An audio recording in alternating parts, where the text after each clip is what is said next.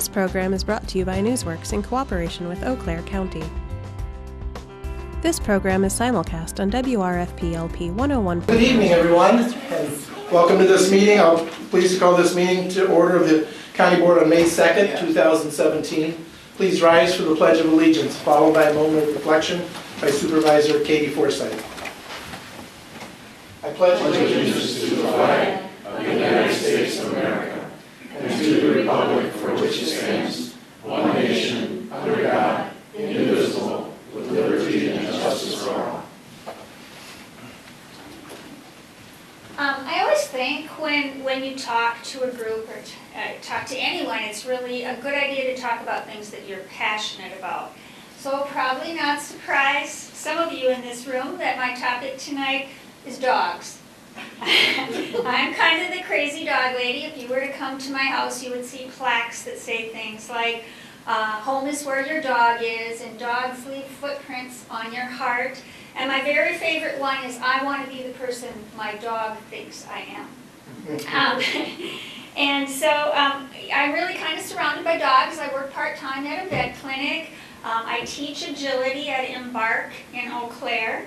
And with my 3 dogs, I compete in agility and I do therapy dog work. And I do hope that you know, and I want to tell you if you don't, that dogs are really participants in our community. Our therapy dogs do all kinds of things. You probably realize they go to hospitals and memory centers and nursing homes and hospice, where they do awesome things, but they do a lot of other things too. My dog goes to Augusta, where the kids read to dogs. There are reading programs with dogs. They go to the university when students are stressed by finals and feeling homesick. Go to the airport as greeters. And so if any of you are interested in that sort of thing with your dogs, I'd be happy to talk to you about it. 2 of my dogs have actually attended highway committee meetings, as my peers here know. So tonight what I'd like to share with you is called Advice from a Dog. And I will admit that this is intended to be light. I hope that I make you smile, perhaps chuckle. But at the same time, I do believe that if we were to consider and perhaps even emulate some of the traits that our furry friends are so good at, we might be better off. So this is advice from a dog. See what you think. Advice from a dog. Greet your friends like they are the most important people in the world. Be loyal. If it is something you want, chase it. If you don't respect them, don't follow. Protect your home. Delight in the simple joys of a long walk. Unleash your talents. Learn new tricks no matter your age. Never pass up the opportunity to go for a joyride. Run, romp, and play daily. Eat with gusto and enthusiasm. Never pretend to be something that you're not. Avoid biting when a simple growl will do. When someone's having a bad day, be silent. Sit close by and nuzzle them gently. When loved ones come home, always run to greet them. When you're happy, dance around and wag your entire body. That's it. Thank you so much, Supervisor Forsythe. That was great. And maybe if you wouldn't mind, if you've got a copy of that, you could provide it, we can get it distributed. I think I'd like a copy of it. Okay. Well, thank you. If supervisors would please take your keypad and indicate your presence here this evening.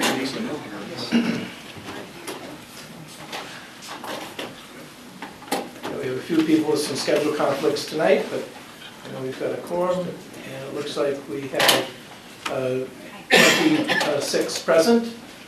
We have a quorum. We'll move on to approval of the journal proceedings from April 18th. You'll find that on pages 3 to 6 of your meeting packet. After reviewing those, does anyone have any suggested changes to the journal proceedings as drafted? I see nothing. I entertain a motion to approve those. Motion by Supervisor Conlon, second by Supervisor Moore. Any discussion? Seeing none, all in favor, please say aye. Aye. Opposed, no. Motion passes, motion carries. Public comment, this is an opportunity at each meeting for members of the public to address the board. No one signed up this meeting, or this evening, but I'll ask if there's anyone from the public who'd like to speak this evening. I see none. We'll move on to the reports to the county board, and we've got two presentations this evening, and we'll start with District Attorney Gary King. So welcome, Gary, and we'll follow up with John Johnson from Highway Department. So good evening and welcome. Good evening. I'll do my best to be brief but thorough, if I can do that.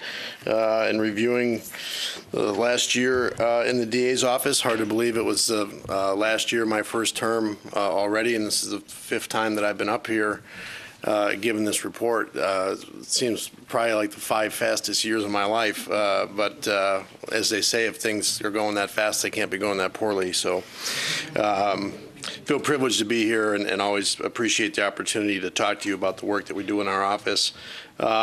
In terms of 2016, again, I always start with our work with our evidence-based decision-making initiative, because it really does drive everything that we do in our office, and is kind of our compass as to what we do and what our work is all about. And not just in our office, but we're seeing across the state and frankly across the country, a lot of people are starting to replicate what we're doing here in Eau Claire, which tells me there must be something to this philosophy of EBDM.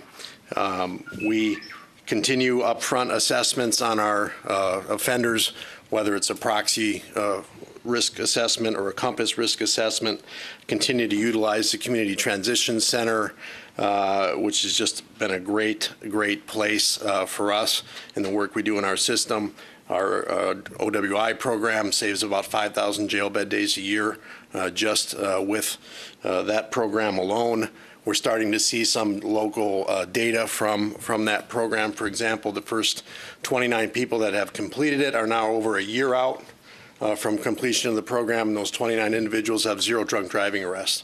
So we're hoping to see that kind of data, replicate that kind of data, and have that program continue to be a win-win for this community in terms of not only saving our jail bed days, but effectively monitoring and treating these folks and seeing their recidivism rates for drunk driving cases go down.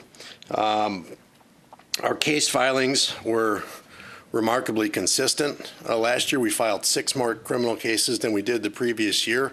The big difference, though, was our felony filings continue to increase.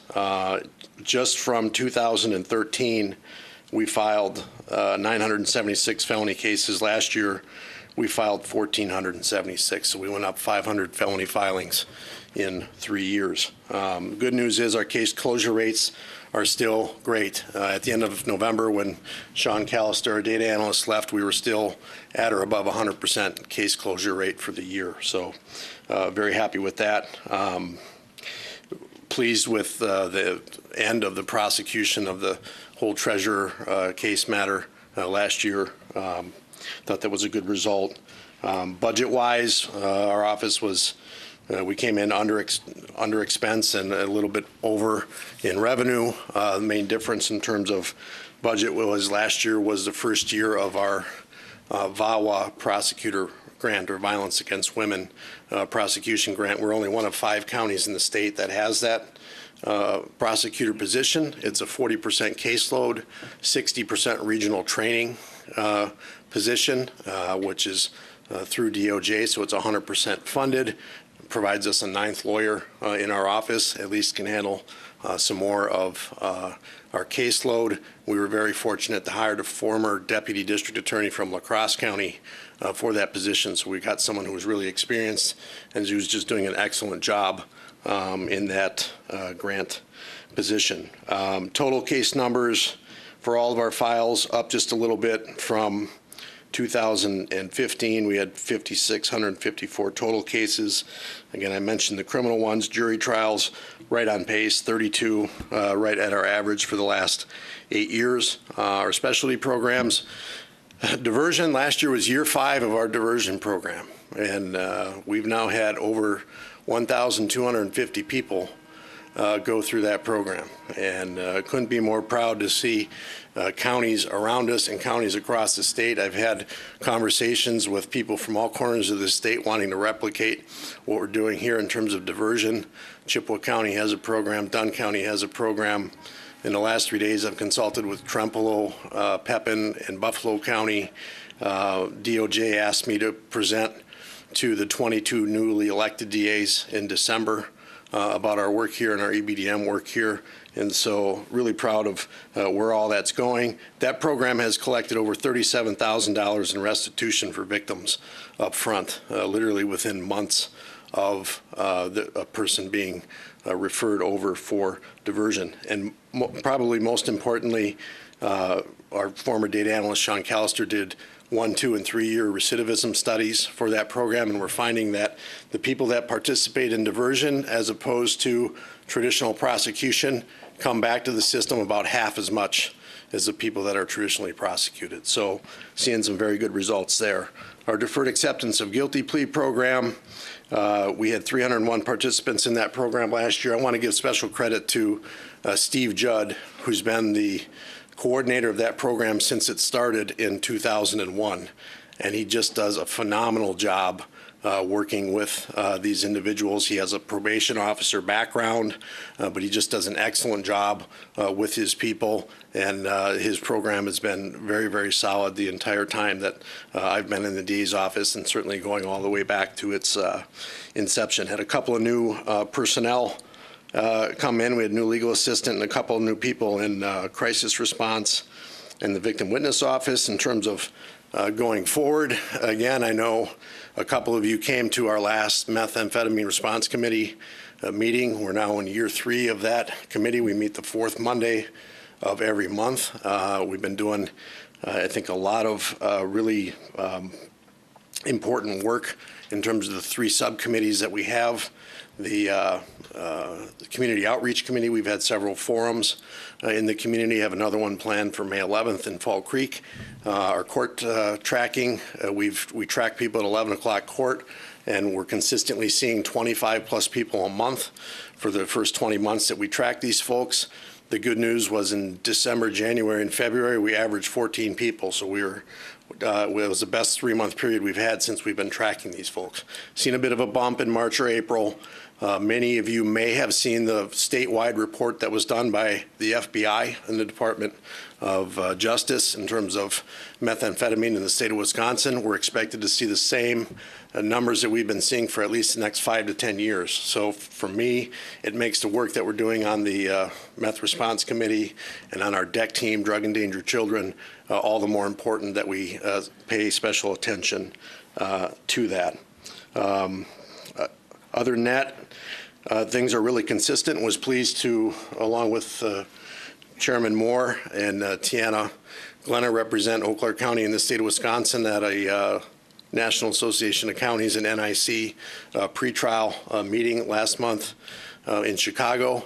Again, from our standpoint, even though it's extra effort to go to those sorts of presentations, it's a privilege when the National Institute of Corrections and bodies like NACO ask you to get together and talk about the work that's being done and work that's going to be replicated elsewhere. So excited about what's going on in our office, looking forward to building on what we accomplished in my first term, and just want to continue to get better and do great work to serve our county and our community. Any questions? Thank you very much, Gary. Any questions for Gary this evening? Supervisor Buchanan. Yeah, I just a couple of things I wanted to say. First off, as one of the people who got to attend that meth response task force, it was really impressive. The amount of the different people that you have at the table, judges with prosecutors, with people from the public defender's office, private defender's office, all of these people, sheriff's departments, at the table saying, how can we work together instead of being traditional adversaries? I think that you should really be commended for that work. And then also when you talk about that evidence-based decision-making and all of the diversion and diversion programs and deferred admittance programs, you know, when we look forward as a county board to our budget coming up, and we're debating that, and we look at possibly in the future we'll be having to open the next pod in the jail. That would have already had to have been open if it wasn't for the work that you have been doing. And so I just really wanted to I know there's other people involved in that, but as an elected official and the head of, the district attorney, you're making a lot of decisions that impact a lot of lives. And you're doing a fantastic job, and I just wanted to say thank you for this evidence-based decision-making focus, which is something that that's taken a lot of people, as you know, some buy-in to get on, taking a little time, but it's doing real wonders, and thank you for pursuing that. I appreciate that, and I have to reciprocate to the board, because one of the reasons the Meth Response Committee was started was because of the work of our data analyst in the county, and was able to give us a real-time picture of the people we were dealing with and say, this is a problem, and you need to understand it now, not 2 years from now. So it's because of the board's foresight to allow that position to exist in the county that we're able to respond in time, in kind, when we see those issues. Supervisor Miller. Thank you, Mr. Chair. Supervisor Buchanan covered some of the remarks I was going to bring up. So maybe just briefly, Gary, could you elaborate a little bit for some of the newer board members what the diversion program really is and Sure. how that works? Sure. Our diversion program targets low-risk individuals who commit lower-risk offenses. And there's a wide body of national research that says if you take those individuals and you either put them in jail or you have them go through court and sit next to medium and higher risk people, the medium and high risk people are going to make those low risk people better criminals. The low risk people are not going to influence the medium and high risk people. So as we know, there's a limited amount of resources that are available, and what we're trying to do in vetting everybody we see is put the right person in the right place at the right time. While there's all that research on keeping the low-risk people out of jail and out of your system, there's a lot of research that also says medium and high-risk people need a certain amount of dosage in order to successfully rehabilitate. So that's where we want to be spending our money, not on people that the research tells us are going to self-correct. And so our success rate in our diversion program is I think over 95%, and it's not a surprise because the research tells us if we run that risk assessment that we do with our proxy score and we limit it to a certain amount of low-level offenses, these people will self-correct. They don't need to be charged. They don't need jail. They don't need community service. What they need is what we do in our diversion program. And if for some reason they would fail that program, we're still able to prosecute them, but we don't see that because the people that come through it are largely pro-social, self-correcting folks who had one bad incident, and typically we're not going to see them again. Thank you. Any other questions for Gary this evening? Supervisor Bates. Thank you, Mr. Chair. The fact that we are able to go now and pass on what we've learned to other areas of the state where we didn't begin this process yet, I think it lets us reflect a little bit of going back to when this began. And then the NIC came here and did presentations to the board some 12, 15 years ago to talk about evidence-based best practices. So it's sort of like paying it forward now. We learn from each other, and again, along with our other supervisors, so pleased with the way that we're now made this bend in the road as far as what's happening in our justice system. Thank you. Thank you. Let me just note, especially for the people who might be viewing this on community television, NIC is the acronym for the National Institute of Corrections, which is part of the U.S. Department of Justice. Correct. Okay. Anything else for Gary this evening? I see none. Thank you so much. Thank you. Oh, I'm sorry, Supervisor Anton. I was certainly impressed with your work as a new person. However, I'm a bit lost with regard to all of the activities. Is it possible that you have some kind of summary that defines the work in these various areas that you might share with us? That are not, I think that's in the annual report that's okay. provided. It's on the website. Plus, also on the website under departments, district attorney would have a description of the different aspects. Through that, and it's for our meth work. If you go to morethanmetheauclair.com, it'll have a summary of all of the subcommittee work with respect to that committee. Same thing for the deck team. But anyone, whoever has any specific questions about any of that work, I'd be more than happy to sit down with you and walk through it. Okay, thank you very much. Thank you. And John Johnson, welcome, our Highway Commissioner. John Johnson, and it looks like your able assistant, Isaac. He's here to We're learn. not here. violating any child labor laws by having him working for the highway. Okay? No. All right. All right. Okay. Well, it's an honor to be here tonight. I do have some pictures I want to share with you. And briefly do an overview of our fleet program, some of the things we're doing with our fleet, our construction program, maintenance programs, and all those things that we've invested a lot of resources into. So hopefully I can answer all your questions tonight and share with you some of the exciting news of the increases of revenue, the decreases in expenses, and the increase of road mile improvements. So I'm excited to be here to share that with you tonight. And I don't know if you've seen this yet, but this is one of the new trucks, one of 10 that we received as part of our fleet replacement program for our large trucks. And this is actually on County Road UN down by Big Falls, for some of you that are familiar with the system there. It's actually a really pretty picture, but so the snowplow driver's rubbing it in my face while I'm in my office. That's what they get to get out there and enjoy the beauty. But we put in place in 2016 a couple measurements on our fleet program. We really weren't monitoring it. We know we were spending about $1 million in parts and repair parts for our existing fleet back in 15. And we got aggressive and put in place a new fleet program. We received 6 new trucks in 2016 and then 4 right at the beginning of 17. And as of the end of 2016, our parts repair budget item, we saved $79,000 in 2016, and then $18,000 in inventory alone. And that was basically knowing that we were getting these trucks. We held back on repairing some of the old trucks we had, and then with some of the efficiencies, just from having 6 for about 3/4 of the year, a quarter of the year, we already saw more savings than I had planned for in 2016. So it's really exciting to see those savings. We'll continue to measure our fleet performance, and I'll communicate that with you guys anytime you have any questions. So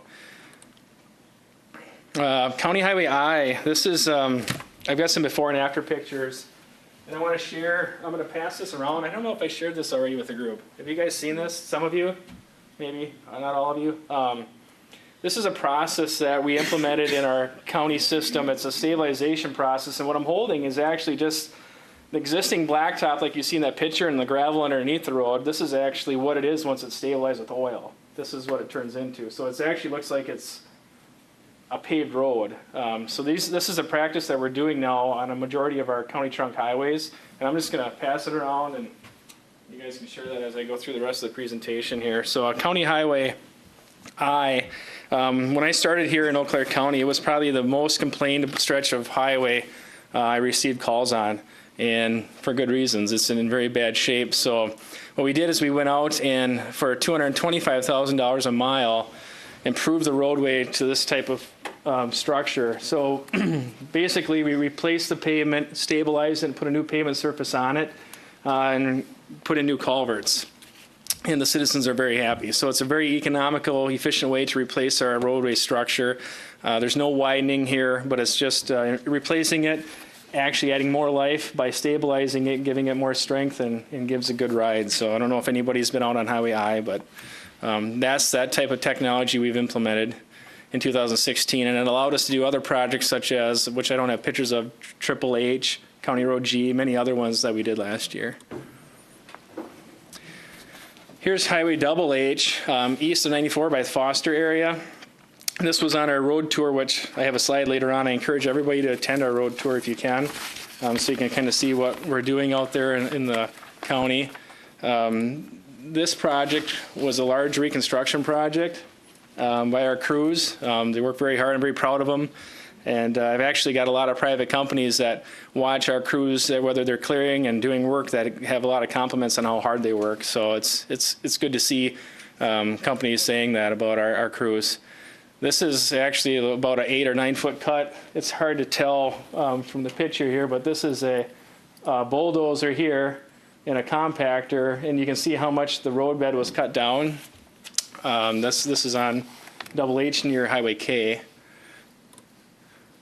And here's the finished product. So we reconstructed over 3 miles of highway for a little under $900.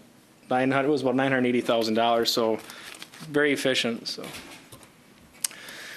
when you look at one thing I want to show you quickly is the question might come up is when you have a big cut like this, what do we do with all that dirt, right?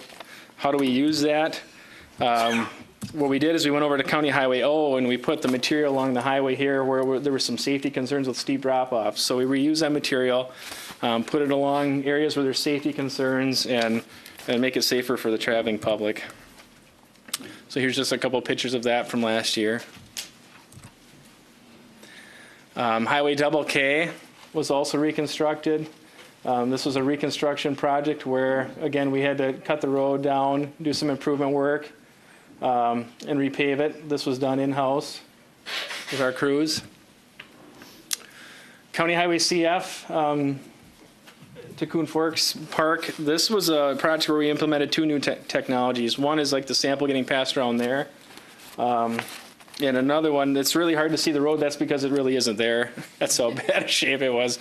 But we did a cold-in-place recycling process and an oil stabilization process. So that's the roadway afterwards. So we were able to, instead of just doing 2 miles of County Road CF, we did the whole project because of the project savings by implementing this new technology.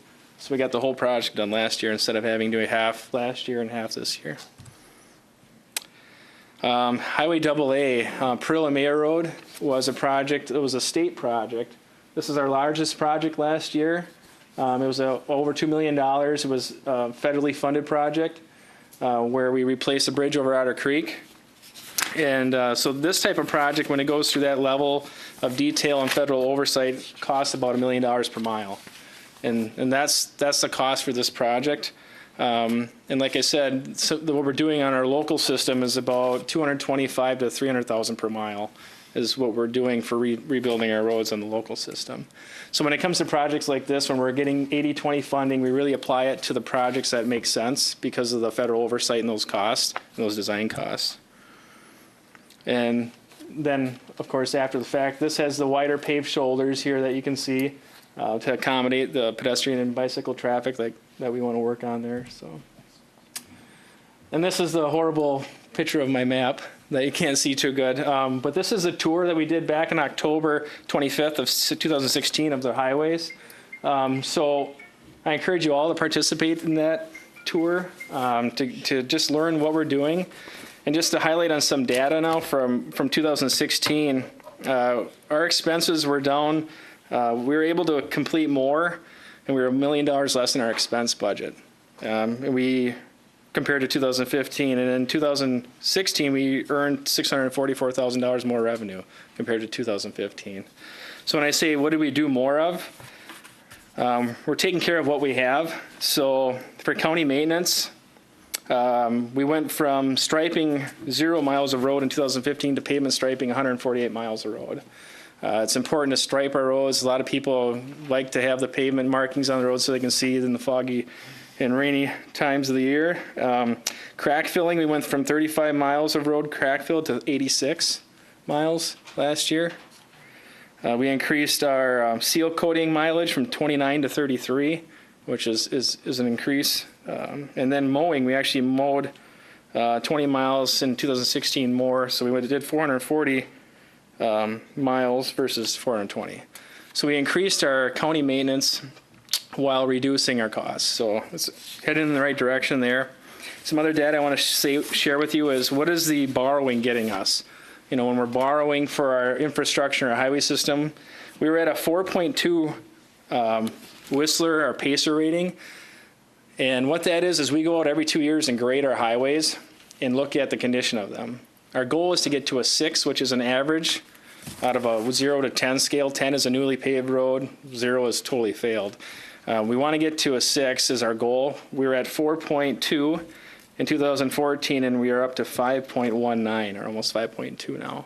And we've invested about $13 million worth of capital borrowing into the program. So we are seeing some pretty good increases. We did do a lot of overlays in 2014 and 2015. The goal now is to do more innovative practices to replace the pavement structure, not just overlay it so it'll last 30 years. And that's where we're going to be increasing our mileage from 10 miles to 23 miles this year. So we've been able to double our road mileage through some of the new practices we're doing. So, other questions? Let's see here. I wanted to share with you some other data in regards to what are we doing to be more financially stable. We reorganized our administrative department. We have 2 accountants now, and we are handling all the payroll and everything in-house. We are starting new inventory systems so we can keep track of what we have, do better cost analysis there and better cost reporting. In 2015, the concern was that we weren't sure where we are for funding, and so then towards the fall of the year in October, they went on and did some more overlays, which isn't ideal because we found out there was some money available. Now we're assigning project codes a year ahead of time and tracking them up front. So some huge improvements there financially. We're using new materials like a GSB 88 emulsion. We're starting to seal our roads sooner. So you might think, well, you just paved that road 3 years ago. Why are you sealing it? It's a similar thing of why are we sealing our decks in our house? So we can get that road to last 10 more years without having to chip seal it or repave it. So we did that on Highway F south of Eau Claire last year, trying new technologies there. Paperless time card system. We went totally paperless with our time cards. And it saves us a bunch of time.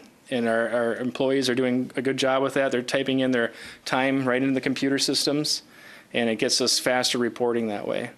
So those are all things we accomplished in 2016.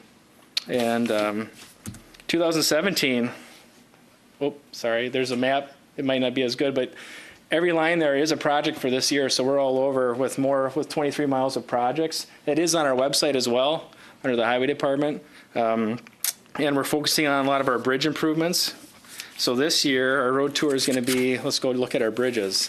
So you want to see some bridges that are getting replaced on County Highway H. We're replacing the bridge deck on that structure up in the town of Wilson. And then we'll show you one that's failing very bad and needs to be replaced right away. So that's our tour for 2017, is look at our bridges. So, all right. Any questions? Thanks so much, John. Appreciate it. Yep. Supervisor Conlon. Yeah, you mentioned that we borrowed 13 million and we improved the pacer rating of our roads. Would you say that the $13 million that we borrowed, the improvement of the road and the reduced maintenance costs, et cetera, pays for that $13 million over the long term? Yeah, the investment, when we're doing pavement replacements, we're going to get that 30-year life out of it. So, yeah, long term, really, the more we do now, this year for 2017 was the lowest asphalt price we've seen in a decade. It's $30 a ton. So we capitalize on that now. We implement some of the preventive maintenance improvements like we're doing in our maintenance system. We're going to be way ahead. Yeah, I mean, my goal is to, in working with Administrator Schaaf, is to remove that a necessity or that need for the borrowing. And I'm looking at a 6-year phasing plan is what we're trying to develop right now to get our roads to that 6 and then be more dependent on what we have to maintain our systems. So basically, you jump started with the 13 million and maybe a little bit more, but down the road you want to eliminate borrowing altogether and use the reduced maintenance costs, et cetera, to repay the initial loan. Right. So the main thing will be to continue to look at the needs and invest in our infrastructure, and we'll be able to provide you more information as we go along on, well, what is that number? Well, it depends on the cost of construction materials and everything, but the goal there is to become self-efficient and have a maintenance program in place to get the most life out of our asphalt instead of just paving it and leaving it and not coming back till it's failed. So, yep. So we're implementing a whole new step in our preventive maintenance program to stretch the pavement years out. Yep. Thank you. Yep. Thank you. Supervisor Leary. Thank you, Mr. Chair. I had a question regarding some of the utility work they've been doing south of Double Q. it almost, well, what they've done is some sort of gouge in the land, and then the trees are all back and forth, and they, I don't know exactly what they did, but they left it like that. But it looks to me that the only thing stopped what they were doing on this project was the right-of-way to the road. So how close can they get to Double Q? Because the erosion that's going on there, since they've just left this exposed, to me looks like it could pose an issue for the highway. Yeah, for a utility company, they have to get a permit from us to work in the right of way. That actual specific spot, I'm working with the city of Eau Claire on to see what happened there and what caused that, because we need to get that fixed. I was gonna say, I've never seen anything like that. Yep, All right. I know where you're talking exactly, so yeah. Supervisor Chilson. Thank you.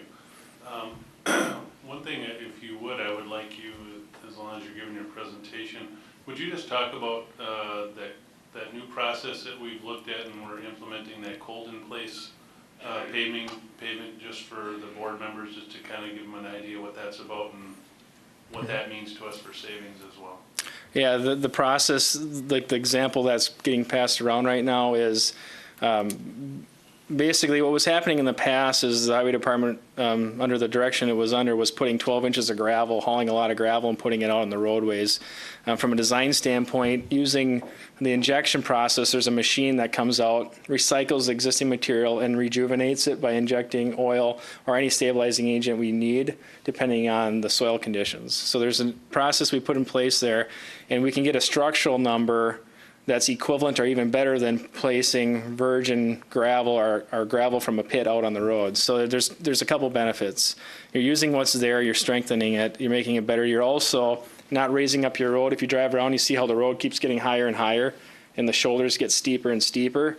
The mentality there is that's the old mentality of how you improve the roadway. So we're not doing that anymore.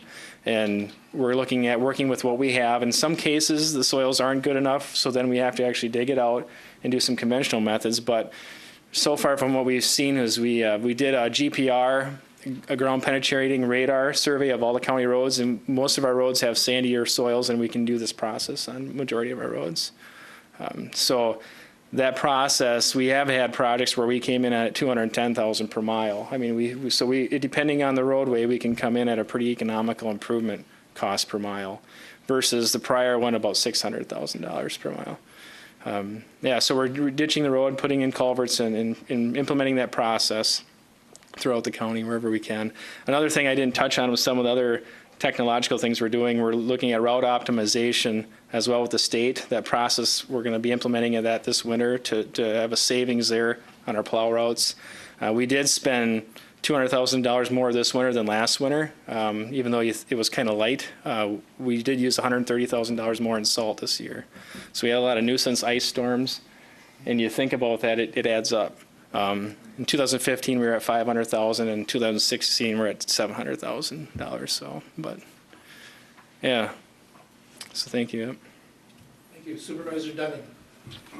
Could you give us an update on the situation south of town where the highway was raised and changed the water flowage that affected a particular residence? Is there an update on that? Right now, the county's attorney and that property owner's attorney, I believe, are working that out. That's all I know of at this time. So, yeah. So, no, I really don't have any update other than information that I've provided to the county's attorney. So there's no road reconstruction as a result at this point in time? There's no discussions that, okay. Yep. Supervisor Stelges. Thank you, Mr. Chair.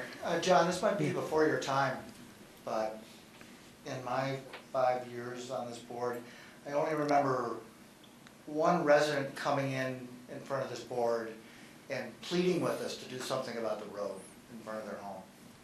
And I can't remember her name. I thought it was in the southeast part of the county. Can anybody help me with where this was? Do you remember that plea from that person? It was very passionate.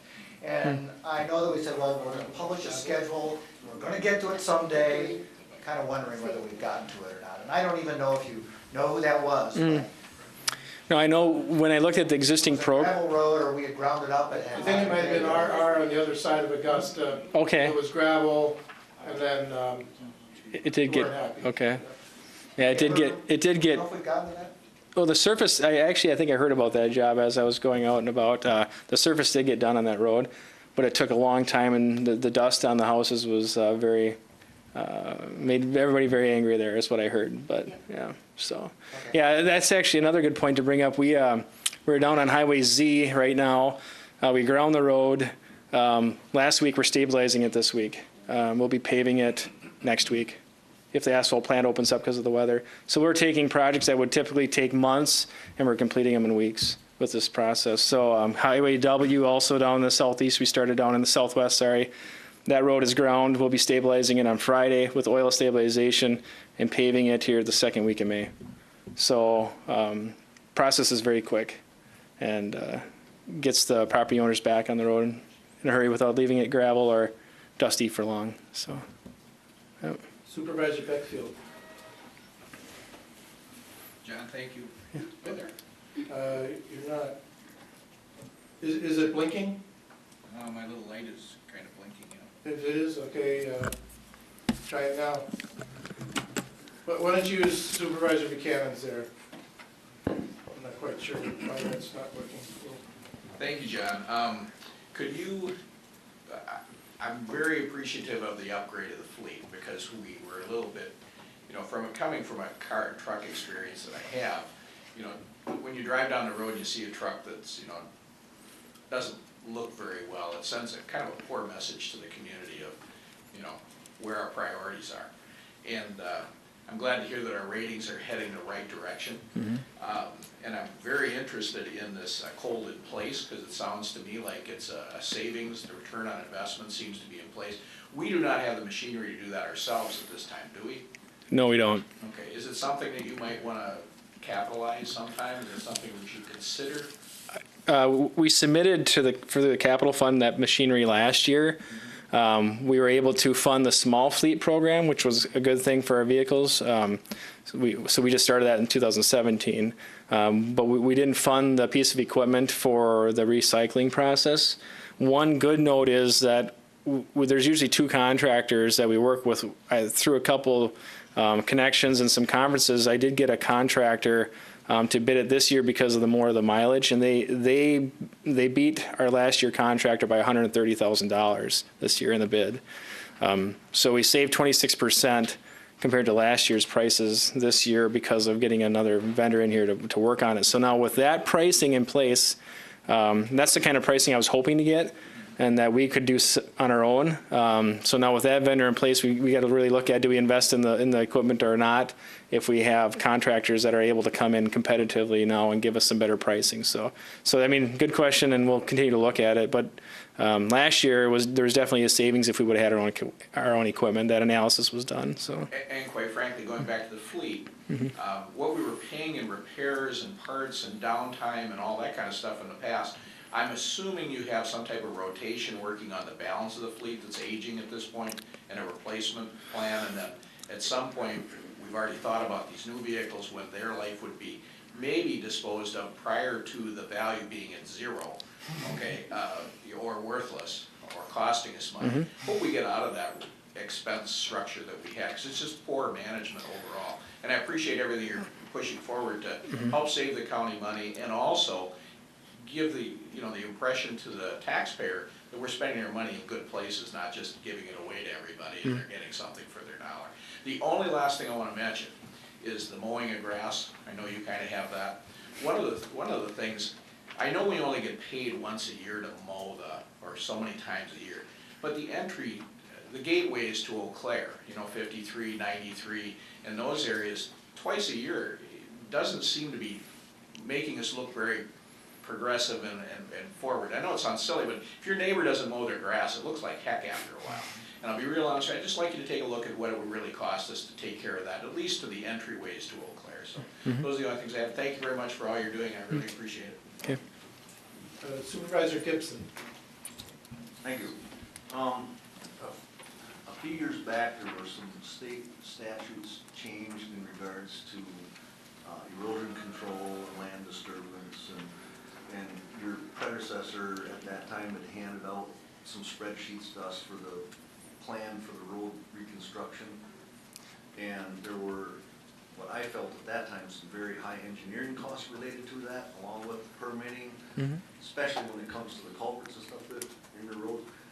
How are those costs affecting what our costs are to reconstruct the road? You know, when you gave us those, like 300,000 per mile to reconstruct the road, you know, how has that affected our costs?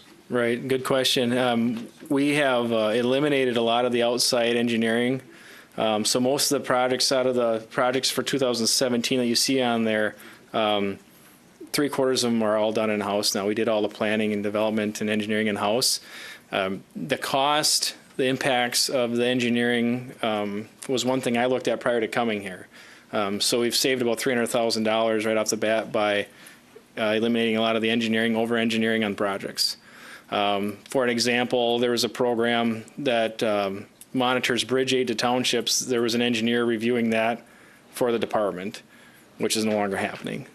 So there's a lot of those things that are no longer, and that's in the annual report that I submitted. So we're doing a lot more in-house.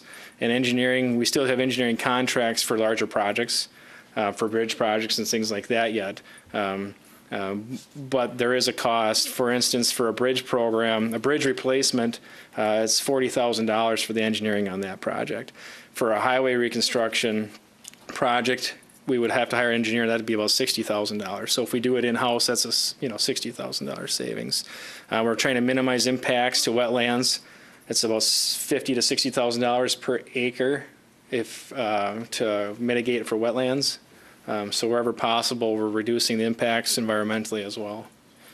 Culvert designs, we're doing the 2 of them in-house this year. So a lot of changes there too. Yep. And Supervisor Forsythe. Thank you, Mr. Chair. In addition to all this great stuff in terms of PACER rating and dollars saved and miles of road and wonderful new vehicles and so on, which are all awesome, there's something I think that wasn't mentioned by John that I believe that we should be aware of as county board, and that he has done so much in terms of communication and cooperation with the townships and municipalities.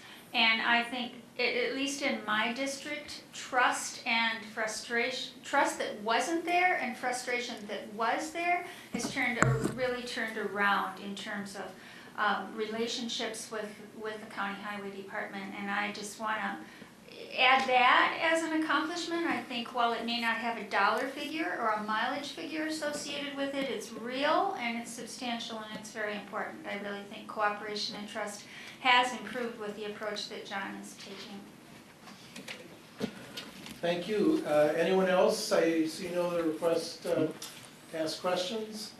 Supervisor Bates. Thank you.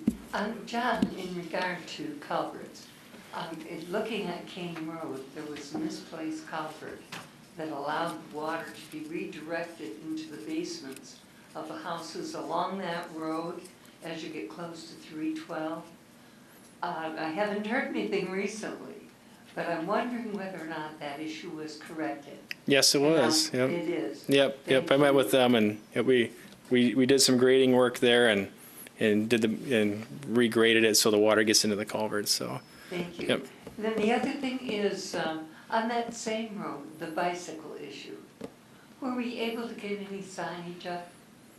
Anything that indicated there were bikes along that road? Yep, we're working with, right now there's a bicycle accommodation plan that we're doing and identifying those routes. We did not sign it because of, until we have the safety concerns. It's hard to sign it if we're not saying it's a dedicated route that's approved. We're saying, hey, ride your bikes on here, but it's not built to the standards right now for safe to do that. So we're not signing it right now until we work through the MPO and the plan that's getting in place, and then we'll start implementing those projects. That's the plan there. So, yep. Thank you. Yep. All right. John, thank you very much. Yep, thank you. Thanks for all you're doing and everybody on your staff. Yep, thank you. Appreciate that. And there's a couple of agency reports in your packet, and we'll move on to a presentation of petitions, claims, and communications. The clerk, I think you're going to circulate the, it's being circulated now, okay. And Isaac, thank you very much for being here this evening too. Thanks for helping your dad out. Okay, take care. The Wisconsin County Association Annual Conference is September 24 to 26. If you'd like to go, please sign on the sheet going around. If you're not sure quite at this point, either note you're not sure and get back to Sharon later, but she'll make the, take care of the registrations, but everybody's responsible who plans to go to figure out your own lodging. There's information in the brochure you would have already received, I think, from WCA. Are there any other announcements this evening that anyone would like to make? I see none. We'll move on to file number 2. To repeal Section 2.05.035 of the Code, Program Coordinating Committee, to amend Section 2.44.020B of the Code, Department Divisions and Attached Boards and Commissions, and to repeal Section 2.44.030E of the Code, Department Divisions and Attached Boards and Commissions. May I have a motion, please? Motion by Supervisor Clark, second by Supervisor Smyer, and an explanation by Supervisor Bates. Thank you, Mr. Chair. This simply realigns the code to reflect now what the relationship has been with the Housing Authority and the county. Thank you for that succinct summary. I appreciate it. Any questions on this matter or discussion? Any questions or discussion? I see none. It appears you're ready to vote, so let's vote. Once again, the motion before us is file 2 to repeal various sections of the code concerning the Housing Authority. And that motion is adopted unanimously. Moving on to file 11. Support for reinstating the forestation state tax. May I have a motion, please? Motion by Supervisor Gatlin, second by Supervisor Stelgis, and an explanation by Supervisor Lavelle. Thank you, Mr. Chairman. What this is we're sending a resolution to the state regarding that we are opposed to eliminating the mill tax. And this tax was started in 1937, so we've been paying it since then. Covers about 2.4 million acres of forest, county forest, which brings in over $39 million in revenue a year. Also is used for forest grants, Knowles Nelson Stewardship Program. They want to put it into a general purpose revenue, but we're afraid that it's going to be in with health care, education, transportation, and they figure that we would probably take a pretty big cut if that would go with them. Also, the counties in the Wisconsin County Forest Association, right now in Eau Claire County, we get $62,000 to fund our director, forest roads, and wildlife habitat.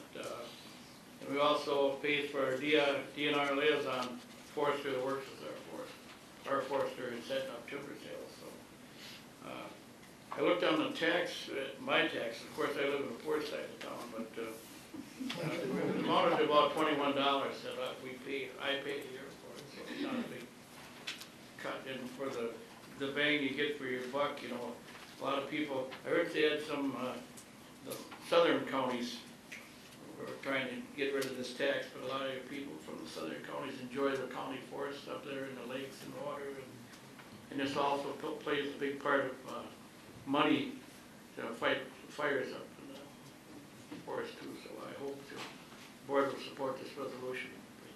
Thank you. Great. Thank you for the explanation. Any questions for Supervisor Lavelle or any discussion on this motion?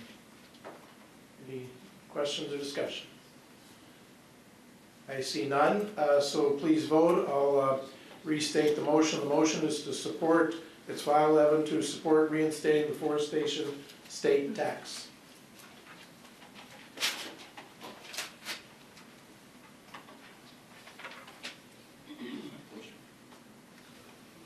And that motion passes 27 yes, 1 no. Moving on, file 7. Supporting retention and expansion of Wisconsin's Aging and Disability Resource Center's Dementia Care Specialist Program and promoting the work of the Dementia Coalition in Eau Claire County. I have a motion, please. Supervisor Leary, second by Supervisor Wilkie. An explanation by Supervisor Pagonis. Yep. Thank you, Mr. Chair. The Dementia Care Specialist Program started several years ago by Kitty Rhodes, who's now deceased.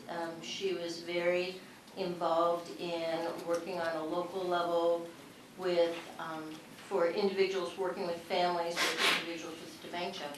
The estimate right now is there are about 115,000 people in Wisconsin with some form of dementia, and the expectation is that that will double in the next 20 years. The interest in the dementia care specialist is to keep individuals with dementia in their home for as long as possible. A great majority of them do live in their homes, and there are 22% estimated, of course, of who live on their own. So what does the dementia care specialist do? Well, there are a variety of programs that the dementia care specialists do. There are only 16 in the state as part of this pilot program, and we were fortunate to have one in Eau Claire County, and she's awesome. She's done a wonderful job. So working, of course, with families and caregivers in terms of how to live with an individual with dementia, modifications to homes. More importantly, in my mind, is community outreach and working with organizations in the communities like medical offices, dental offices, grocery stores, banks, because there are many people with dementia who are living on their own who go out and shop and need to be able to get around the grocery store. And I think some real significant training occurred with law enforcement, both the Sheriff's Department and the City Police. So, at least in Eau Claire County, the dementia care specialist, the coordinator, has been going out and meeting with many, many groups. I know she met with the free clinic, I know she's meeting with some of the homeless shelters, training individuals, staff there, to recognize when someone comes in with some form of dementia. The state had allocated in this pilot program so many dollars. The county got $80,000, and this county's ADRC is pretty aggressive, and so they were able to secure a $20,000 match. And so that amount was able to fully pay for the dementia care specialist. If the program goes away, the dementia care specialist will go away. The ADRC cannot absorb that work with the current staff. And I don't want to bore you with numbers, but I wrote some down. In 2014, the ADRC had about 10,000 information contacts. 2015, that went up to 12,000. In 2016, it was 27,000. For unduplicated numbers of people that the ADRC is providing services to, in 2014 it was 4,000, in 2015 it was 5,000, and in 2016 it was 6,000. And there's been no change in the level of staffing. So the thought that we could start to absorb the responsibilities of the dementia care specialist and have the same effect it's just not doable. Let me check my notes, see if I forget anything. So this resolution is to encourage the Joint Finance Committee to not only continue with the 16 dementia care specialists that are there, but to expand the program so that every ADRC in the state has a dementia care specialist and can start working with their local communities to help increase awareness and start working with families and businesses and community support. The biggest reason is we want to keep individuals with dementia in their homes, and that is really important. It would be a huge money saver overall, something people don't think about. Thanks so much for the explanation. Discussion here. We'll start with Supervisor Wilkie. Back many years ago when ADRC was first formed, I must admit I was a skeptic. I did in fact vote for it when we had to vote on this board floor. Over the course of time, many individuals on this board floor, or some individuals, shared with me their experiences and told me about the importance and the value. So I became a believer at that point. But it was about 4 years ago when I really became a believer. Excuse me, I'm still a little raw with this, because my mother passed away about 4 weeks ago. She had dementia. I cannot express the words of gratitude that I have for Lisa Wells, that person we're talking about here for those 4 years, to enable us to be able to keep my mother in her home and work with her. Now, I was in a helping profession, but I was not in the area of elder abuse. Didn't have a clue about dementia. I had a big learning curve. And it was the ability to be able to call on the phone Lisa Wells and speak to her and bounce ideas off her that not only helped my mother, but helped me and my brother to be able to see it through the process. So I would want people out there to know that if the state sees fit to keep the money there, so this value program, a meaningful program, stays in place, please reach out to it if you find yourself in a situation where a loved one is diagnosed with dementia. They do make a difference. Thank you, Lisa Wells. Supervisor Conlon. Yeah, I also think this is a great idea. And I do have a couple questions. When someone gets dementia and is put in a assisted living or whatever institution they need, how much does that cost and who pays for that? Does anybody know? Supervisor Pagonis or Supervisor Wilkie might know the answer too. Do you want to start? Well, if the individual has any means, any funds at all, that's the first go-to, and then after that it would be Medicaid. So to the extent that we can delay that, we are potentially saving Medicaid and the state a whole heck of a lot of money. It would seem to be a no-brainer to go ahead with this. Exactly. Supervisor Bates. Maybe I could shed a little light on that as well. Having gone through it in my family as well. And my husband died of Alzheimer's disease. And it was a long journey. But the last number of months in his life, when he was in a memory care unit, his cost initially was about $3,600 a month. As soon as he wasn't able to be as capable, that cost elevated to $6,000 a month. If he were to have been transferred into a nursing home, he didn't live long enough for that to happen. But basically the cost would have been $90,000 a year. Supervisor Mortimer. Just wanted to mention that when DHS published a dementia care system redesign plan in 2014, it expanded this program. It expanded early pilots to create the dementia care specialist. And after these years of having several counties, 26 counties in Wisconsin that have had these specialists, as we've heard, the impact has been quite significant on a personal level, but also in a community, in a county, it's huge. And as Colleen mentioned too, it's $161 per day or $58,925 annually that is the cost to Medicaid of an average cost. And with the dementia care specialist being able to help folks age in home and be appropriate living at home and not in a skilled nursing situation, the cost to the savings to the state from this program is significant, saving Medicaid dollars and also quality, being able to stay oftentimes with family or in a familiar setting for a dementia care person, it's much more comfortable than an unfamiliar setting. It's an excellent program. It's a wise and sound investment, and I very much support it. Any other comments that anyone would like to make, or any questions?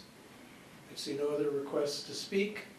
So please vote. The motion is file 7, and the motion is to support retention and expansion of Wisconsin's Aging and Disability Resource Center's Dementia Care Specialist Program. And that motion is adopted unanimously. Moving on to the last item of business this evening, file number 1. This amendment makes changes, or this ordinance makes changes to Title 12, Transportation and Public Works in the Eau Claire County Code. I have a motion, please. Motion by Supervisor Olson, second by Supervisor Henning, and an explanation by Supervisor Olson. This is basically just one of the things that we've been looking at some other meetings, updating the Title 12, making things, getting the wording correct, and how things are operated. Really no big change in it. I think one of the biggest changes probably is like on the parking, with the need to increase that, but otherwise it's just changing some titles or who actually is doing different functions at the airport. Okay, thank you for the explanation. Any questions for Supervisor Olson, or any discussion on this matter? I see none. It appears you're ready to vote. So please do vote on file number 1. It's amending various sections of the code concerning the Chippewa Valley Regional Airport.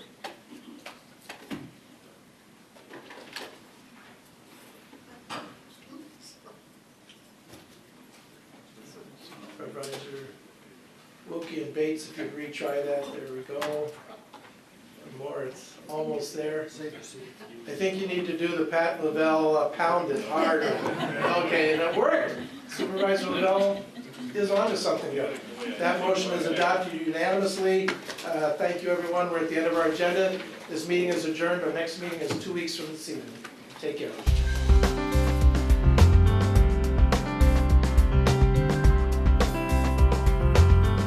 This program was brought to you by a cooperation between Newsworks and Eau Claire County.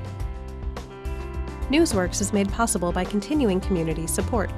If you would like to volunteer or make a donation, please contact us via phone at 715-839-5067 or online at valleymediaworks.org.